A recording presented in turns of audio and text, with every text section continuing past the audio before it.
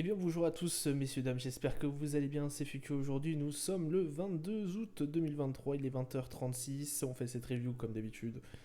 J'ai envie de vous dire, je pense qu'on va faire ça pendant un petit paquet de temps, un peu en avance effectivement, puisqu'on a des clôtures américaines qui sont à 22h30 grosso modo, et que du coup on est 2 heures avant, donc ça risque comme d'habitude d'un peu bouger au niveau des marchés US. Pour ce qui est des marchés européens, on a clôturé et positivement, je veux dire, dans le vert. Petite parenthèse, deux choses. La première, je me suis trompé hier, je vous ai dit que la réunion avait commencé au niveau des BRICS. C'est faux, c'est aujourd'hui, pardon, en Afrique du Sud. Donc voilà, veuillez m'excuser pour cette petite, j'ai envie de vous dire, petite erreur. Deuxième chose, le palmarès du SRD. Alors, je me suis, quand j'ai regardé effectivement quand j'ai monté la vidéo, je me suis dit ah, il y a un problème au niveau du palmarès SRD et j'avais pas vu ça pendant ma review. Et effectivement, le palmarès SRD, en tout cas sur un vestiaire, n'a pas bougé. Doit avoir un bug effectivement parce que là, dossier Equinox, non, ce n'est pas eux qui sont en palmarès du SRD. On aurait pu mettre, on aurait pu mettre Ubisoft ou autre. Oui, c'était microélectronique, si vous voulez. Mais en tout cas, voilà, ça sera c'est un peu buggé, donc je sais pas quand est-ce qu'ils vont remettre ceci à jour. Et puis, j'ai pas trop envie de vous montrer sur d'autres sites. Voilà, c'est juste ça. Ça me fait du montage en plus, etc., etc. Bon, bref, vous m'en excuserez, j'ai un peu la flemme. Voilà. Fin de la parenthèse, on a un CAC 40 du coup qui fait un plus 0,59%, on est à 7240 points.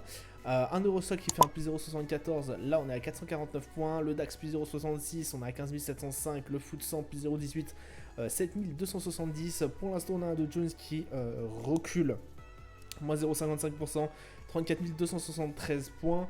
Le Nasdaq qui fait un plus 0 pour l'instant, donc il est sur la stabilité. 13 497, le Nikkei 225 plus 0,92, 31 856. On a un pétrole Brent qui recule, moins 0,78%, on est à 83,93$. Le 11 d'or, 1896,50$, qui avait bien monté en milieu de matinée, mais ça s'est un peu affaissé. Donc du coup, il gagne que plus 0,09%. L'euro USD à 1,085. Le Bitcoin qui ne cesse de descendre, moins 0,77%, on est à 25 925$. Alors, on a aussi le 10 ans US qui monte, le 10 ans français aussi, donc forcément 4,36 exactement pour le 10 ans US, 3,19 pardon pour le 10 ans français. Forcément, ça commence à remonter, on est vraiment très très haut au niveau du taux US. Palmarès du SRD, du coup, ce n'est pas le bon, donc on n'en fait pas. Qu'est-ce qui s'est passé aujourd'hui dans cette actualité mondiale, j'ai envie de vous dire. Plusieurs choses. Alors, comme je vous l'ai dit déjà, il y a eu les BRICS, la réunion des BRICS en Afrique du Sud. Effectivement, alors j'ai vu une récente actu où on tablerait sur une économie. Alors, je vous rappelle, les BRICS, c'est Brésil, Inde, Chine, Russie. Même si Poutine n'était pas là, il a fait une vidéoconférence, il a fait une visio du coup. Et puis je m'en rappelle plus des autres. Vous m'en excuserez, je crois que j'ai pas trop oublié. Chine. Non, je crois que c'est tout. Donc voilà, donc des pays, j'ai envie de vous dire, en stade de forte évolution, une économie qui se développe énormément, même si certains économistes préfèrent l'appeler les 4C, là, Chine, Chine, Chine, Chine, puisqu'effectivement la Chine représente pratiquement 80, plus de 60%, je sais plus combien ça représente en termes d'économie, c'est eux le grand leader du mouvement. Que se passe-t-il? Alors, ces derniers, effectivement, aimeraient en fait une dédollarisation. Alors, je vous explique. Pour certains petits rageux qui ne savent toujours pas, le dollar est forcément le maître de la monnaie. Donc, ce qui fait que comme le dollar est américain, beaucoup, lorsqu'on fait une guerre économique, notamment entre la Chine et les États-Unis. Beaucoup disent que la Chine va sortir vainqueur, que les États-Unis c'est fini, etc. etc. Mais il ne faut pas oublier que pour l'instant, la monnaie reine reste le dollar. Vous ne payez pas votre Brent, votre pétrole en yuan, vous ne le payez pas en yen, vous ne le payez pas en euros, vous le payez en dollars. Donc c'est la monnaie de référence. Hélas, si à un moment donné ou à un autre, les États-Unis décident, je sais pas moi, de par exemple interdire le dollar à la Chine, et ils sont dans la merde. Voilà. Donc c'est pour ça ce qui me fait dire entre parenthèses que pour l'instant la puissance mondiale économique, la première puissance mondiale économique reste les États-Unis. Je sais que ça va brailler encore un peu. Mais pour moi, il reste effectivement les leaders et tant que le yuan ne sera pas, j'ai envie de vous dire, une monnaie de référence comme le dollar, ça va être très compliqué pour eux. Pourquoi je vous dis ça? Puisqu'effectivement, du coup, les BRICS se sont réunis et certains, enfin surtout la Chine, et puis voilà, ils sont à peu près tous d'accord, aimeraient qu'ils fassent une monnaie commune, enfin une sorte de monnaie commune, pour effectivement essayer de concurrencer, j'ai envie de vous dire, le dollar. Alors, qu'est-ce qui est... du coup, ça peut poser plusieurs problèmes. Forcément, à la superpuissance des États-Unis, si cette monnaie se met en circulation. Alors, pour l'instant, c'est que sur le papier. On verra par la suite. Voilà un peu ce que j'ai vu passer comme, comme info. Alors ils ont discuté de plein d'autres choses, hein, forcément, mais je n'ai pas tout en détail, forcément aussi. Voilà, il y a beaucoup d'économies. On sait que la Chine est à ce moment-là, enfin aujourd'hui en tout cas, à l'heure où je vous parle, a une économie qui vacille un peu. Contrairement aux États-Unis où là on a une extrême économie costaud, très solide. On l'a encore vu avec l'emploi, on l'a encore vu forcément avec les indicateurs économiques. On a eu plein, la demande, les salaires.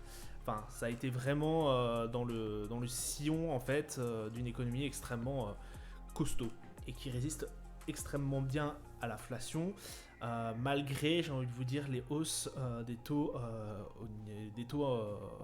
directeurs. Donc voilà un peu ce qui nous a animés. On aura aussi, je vous le répète, le Jackson Hole qui sera, je crois, jeudi, très attendu, jeudi ou vendredi, je crois que c'est jeudi que ça commence, de tête, avec une conférence forcément de Monsieur Powell et la présence de Christine Lagarde. Je crois qu'elle fait aussi une conférence dans le même temps. Donc en tout cas, on regardera forcément avec attention cette réunion des banquiers centraux. Autre actu aussi, forcément les méga caps de la tech américaine permettent à la bourse de poursuivre son rebond.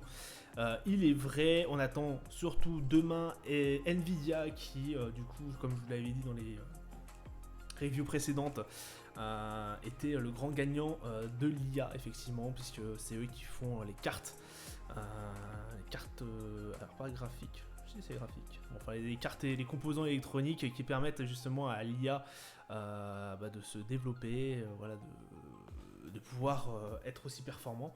Donc forcément, plus il y a d'IA, plus Nvidia se goinfre. Donc Nvidia en énorme carte graphique, pardon, oui, en énorme explosion. Forcément, on atteint des sommets au niveau des Nvidia. Et du coup, on attend avec impatience, j'ai envie de vous dire, ces résultats. Voilà, on a aussi ST Microélectronique du coup qui a fait la meilleure performance du CAC 40 aujourd'hui. On a Ubisoft aussi qui a fait pas mal de choses, notamment sur le dossier Activision. Voilà, donc, pas mal, qui s'est envolé à 8,5% quand même, vu qu'on n'a pas les chiffres sous les yeux, 8,5% à Paris. Et on aura Massis qui a chuté de près de 11% en raison des prévisions jugées décevantes pour le troisième trimestre, Alphabet qui progresse de 1%, Apple plus 0,6% et Amazon plus 0,4%. Voilà à peu près ce qui s'est passé aujourd'hui. Je ne crois pas que je n'ai oublié. Je crois que j'ai rien oublié de vous dire. Voilà. Ok. Je crois pas que je. Non. Bon, toujours des taux, des taux assez mirobolants qui frôlent les records de 2007. Calendrier d'annonce économique, on n'a pas eu grand chose aussi aujourd'hui. Demain, on aura le flash PMI manufacturier au niveau de l'Allemagne, j'ai du mal, aux alentours des 9h30. Et ce sera tout en tout cas.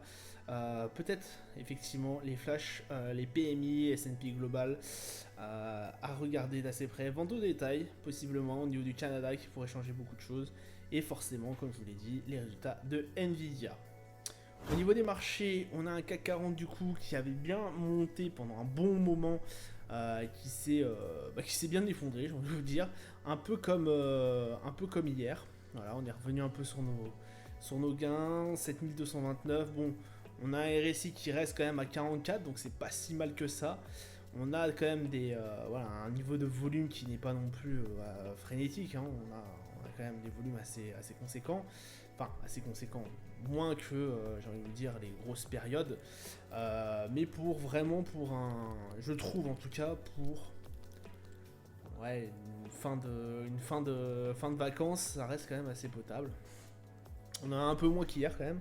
Et je crois qu'on est aussi aux alentours des 2,9 milliards d'échanges faits sur cette journée.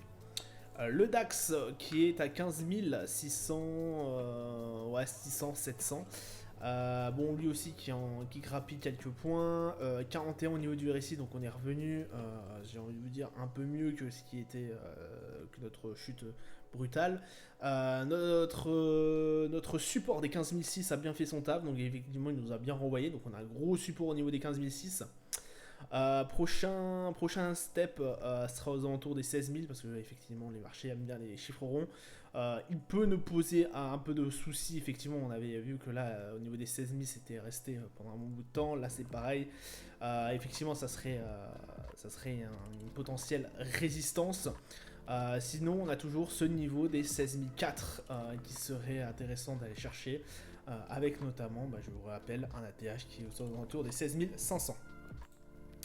Le Brent qui retourne un peu sur ses positions acquises il y a quelques jours, notamment vendredi. On est à 84,04$ le Brent, donc petite descente. Le RSI à 52. Bon, un MACD qui reste grossièrement bien ancré, bien haussier. Un peu moins de volume aujourd'hui que par rapport aux journées précédentes, mais ça reste quand même potentiellement intéressant. Le Brent reste quand même assez intéressante, en tout cas graphiquement à regarder. On avait eu effectivement une forte hausse pendant un bon moment avec juste un mouvement d'arrêt, une stabilisation, juste une respiration du marché aux alentours des 80, entre les 78 et 80$. Pour ensuite pour ensuite tirer pratiquement une ligne droite haussière pour atteindre les 87$ et quelques. Et après, il a fallu effectivement re-respirer par la suite. Là, on a eu 2 jours en fait vraiment haussiers et potentiellement prochainement peut-être encore un peu de baisse. On n'est pas si loin non plus des 90$ qui pourraient être atteignables par la suite, mais là vraiment écoutez, je ne sais pas trop prédire où est-ce que va aller le Brent. Encore, il y a certaines fois je peux à peu près voir, à peu près estimer prochainement où va sortir l'indice ou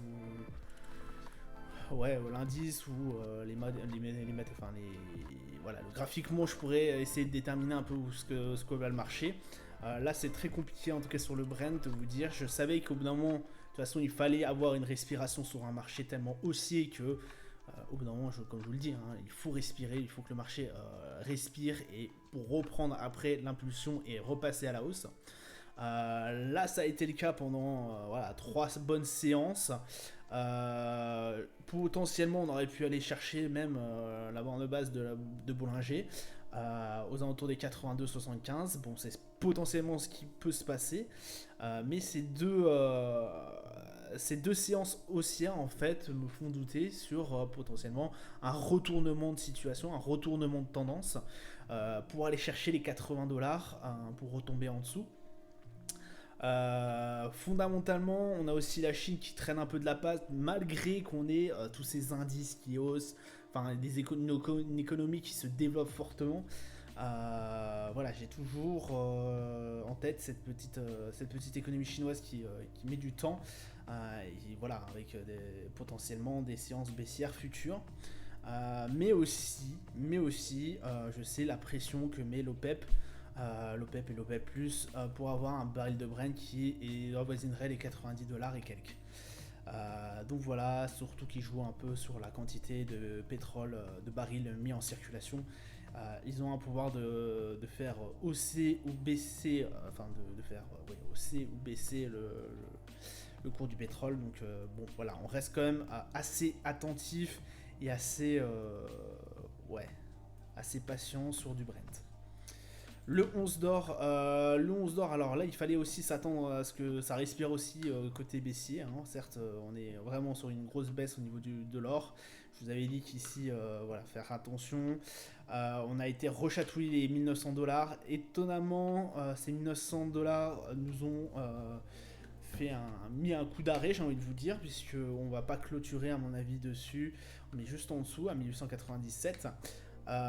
Est-ce que potentiellement ce 11 d'or, est-ce que ces 1900 $ nous feraient de la résistance, pour passer au-dessus? C'est possible. En tout cas, comme je vous avais dit, hein, le 11 d'or, je ne le voyais pas au-dessus, en tout cas des 1955.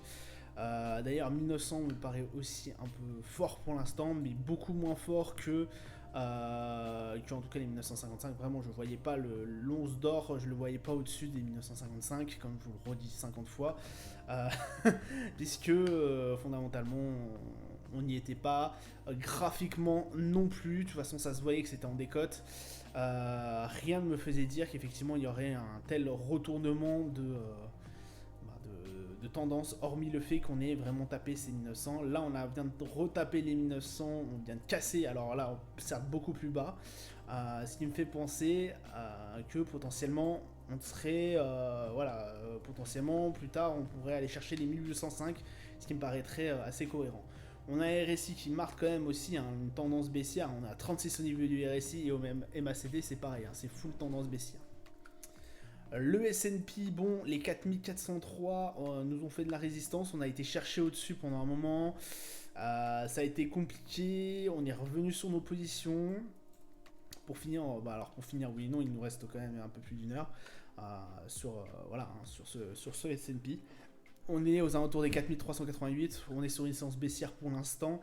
Un RSI à 38, donc bon voilà, ça reste quand même baissier. Un MACD qui change de tendance. Tension, effectivement, les 4334 où on a touché directement, on s'est fait retaper, on s'est fait retoquer. On est repassé à la hausse potentiellement. Je pense que le S&P pourrait regagner les 4500 d'ici quelques semaines, voire quelques jours. Sinon, effectivement, on est vraiment sur une tendance assez baissière d'un premier coup d'œil. Bon, je ne pense pas que ça soit tant baissier que ça, je vous le dis, je vous le redis pourquoi. On a des indicateurs qui sont assez bons au niveau des États-Unis. On a une économie qui a bien repris. C'est pour ça qu'on a eu une tendance haussière pendant quelques mois. Tout va dépendre en fait sur les prochaines semaines. Tout va dépendre de ce que va se dire au Jackson Hole. Donc vraiment soyons assez attentifs là-dessus. Je sais que Jérôme Powell, j'attends cette réunion au plus haut point. Parce que là c'est ce qui va un peu guider à mon avis les marchés sur les prochains jours. Je sais que je reprends ma phrase, je sais que Jérôme Powell, lui, dans sa tête, il veut continuer à casser cette inflation. Au détriment peut-être de l'économie américaine, mais qui étonnamment résiste extrêmement bien à cette hausse de taux, comme je vous le redis à chaque fois. Mais vraiment, restons prudents. Alors là, à court et moyen terme, potentiellement une hausse, mais vraiment, Voilà, là, c'est pas sûr à 100%. Enfin, c'est jamais sûr à 100%, mais potentiellement, peut-être une hausse. Alors, qu'est-ce qui me fait dire ça? Je vous l'ai dit. Notamment aussi qu'il y a une grosse résistance ici. Mais en tout cas, alors si vous pouvez vous abstenir, abstenez-vous. Voilà, concrètement sur le S&P, encore sur le 11 d'or, je pense qu'on est, voilà, à long terme, je pense qu'on restera baissier. Mais sur le S&P, ouais, abstenez-vous. Abstenez-vous, abstenez-vous. Le Nasdaq qui reprend un peu, qui reprend, oui et non, pas du tout en fait. Il était en bleu sur investir, mais là il est en rouge. 14 916, pardon. Belle séance hier en tout cas. On avait topé avant-hier effectivement la borne de base de Bollinger. Donc attention, attention. Il a beaucoup moins pricé en tout cas que le S&P. Donc ça c'est un avantage, j'ai envie de vous dire. On peut aller très vite reprendre les 15 000, ou en tout cas rechercher ces 15 700. 200 pardon, c'est 15 200 assez vite. 42 au niveau du RSI, un MACD bon, qui est parti sur une tendance baissière mais qui n'est pas encore ancré. Alors, pour le Nasdaq, j'ai envie de vous dire, c'est pas pareil, comme je vous l'ai dit, le S&P a beaucoup plus pricé que lui. Ici, on peut... Pareil, ça va dépendre en fait d'NVIDIA, quoi. Ça peut dépendre d'NVIDIA, ça peut dépendre de la tech, parce que là, les big caps ont fait leur table sur cette journée, et regardez, mine de rien, on n'a pas énormément monté, quoi. Donc Nvidia va être forcément très très attendu. Ça peut faire bouger effectivement les choses, même si j'y crois pas forcément. Le Nasdaq extrêmement corrélé aussi à la hausse des taux, donc forcément j'ai oublié la réunion. Le Jackson Hole va être à checker d'assez près aussi. Les discours des banquiers centraux et surtout de Jérôme Powell va être regardé attentivement par les investisseurs du Nasdaq. Ouais, peut-être pas prendre de risques. Voilà, en tout cas pour le Nasdaq. Le Dow Jones qui lui vient de taper les 34 300. Alors lui, ça peut être... Voilà, j'ai envie de vous dire, si vous avez peut-être éventuellement une chose à faire, ça serait soit sur l'or, vraiment, potentiellement sur le Dow Jones si vous cherchez en fait un retournement. Je vous explique, là on est vraiment sur une grosse résistance, on s'est fait refouler plusieurs fois. Là, si vraiment on clôture à ce moment-là, voilà, 21h pile, le Dow Jones est sur une résistance. Voilà. Et sur la résistance, et sur le support pardon, des 34 300, ce gros support qui nous avait envoyé dans les pâquerettes il y a 2 jours. Donc attention, on n'est pas, j'ai envie de vous dire, on n'est pas à l'abri d'avoir des positions acheteuses juste en dessous, vraiment. Parce qu'à mon avis, aux alentours des 34 215, il y a des positions acheteuses qui pourraient nous faire remonter le marché. Là, je pense qu'on pourrait espérer, voilà, repartir sur un achat. Vraiment, si vous voulez jouer un peu là-dessus, on peut repartir sur de l'achat au niveau du Dow Jones. Ce n'est pas sûr à 100%. De toute façon, rien n'est sûr à 100%. Là, on a baissé pendant un bon bout de temps, enfin pendant quelques jours, pendant quelques périodes. Pourquoi je vous dis ça? Puisque les 34 300 étaient une grosse résistance avant d'être un support maintenant.